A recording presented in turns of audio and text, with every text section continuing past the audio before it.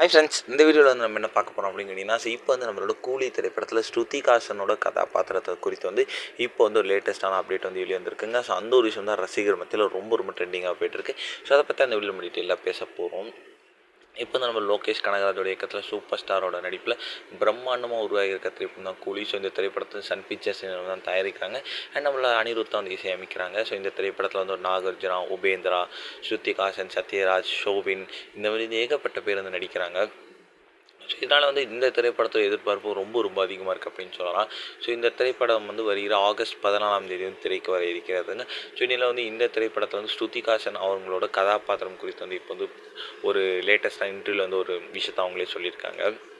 அதில் வந்து லோகேஷ் கனகராஜ் வந்து கூலி ஸ்கிரிப்டை வந்து என்னிடம் வந்து சொல்லியிருந்தார். ஸோ அதில் வந்து நான் வந்து கூலி திரைப்படத்தில் சத்யராஜோட மகளாக தான் வந்து நடிச்சிருக்கேன். அண்ட் கூலி திரைப்படத்தில் என்னோடய கதாபாத்திரம் ரொம்ப ஸ்ட்ராங்காகவே இருக்கும் அப்படின்ட்டு சூப்பரான அப்டேட் கொடுத்துருக்காங்க. ஸோ கண்டிப்பாக இந்த திரைப்படத்துக்கான எக்ஸ்பெக்டேஷன்ஸ் ரொம்ப அதிகமாக இருக்குது. ஸோ என்ன நடக்குது அப்படின்னு வெயிட் பண்ணி தான் பார்க்கணும்.